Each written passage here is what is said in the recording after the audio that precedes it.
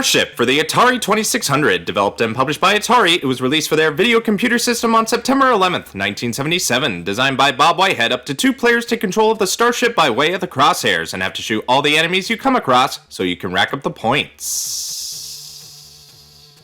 You control the Starship by moving the crosshairs around with the joystick pilot style, where up is down and down is up, and using the button to shoot. The difficulty switches determine how strong your firepower can be. I should also mention the joystick goes in the right slot, where most other games go in the left. Almost thought my controller was broken before I realized so. This is about as basic as you get for an Atari game. As said before, your object is to shoot any enemy or obstacle that comes your way, which include asteroids, meteors, space robots, flying saucers, and space fighters. Each is worth a certain amount of points or none at all, and an asteroid cannot be destroyed, so it'll be up to you whether or not you want to take the shot or avoid an oncoming threat altogether. You have no lives, but a hidden 2-minute and 16-second timer. Your goal is to score as many points as you can within that allotted time, but you can lose points easily if you crash into anything, so do your best to not get hit. That's essentially how you play, but there are 17 different game types to keep it slightly interesting. Games 1 through 4 are what I already discussed, but you can change how fast the objects come towards you, or if there can be 1 or 2 of each at a time. Games 5 through 9 are the 2-player variety, where one player controls the starship and the other controls a space module. The second player is trying to be a dick to the first player by moving around and becoming invisible with his button. Though the space module can't score, each player has an opportunity to be both the starship and space module, so it'll be friendly competition to see who can avoid the other better. Games 10 and 11 are the warp drive variants, which you gotta cover as many parsecs as you can while avoiding asteroids and meteors. If you get hit at any time, you'll lose a parsec or 19.2 trillion miles according to the manual, but keep your finger on the button to go faster and cover enough space in 2 minutes 16.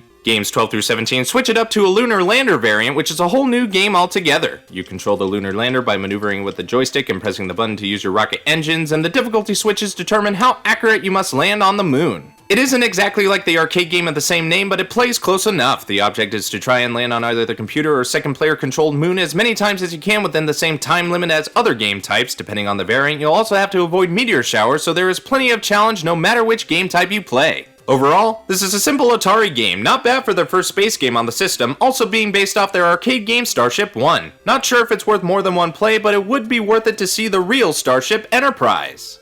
And stop.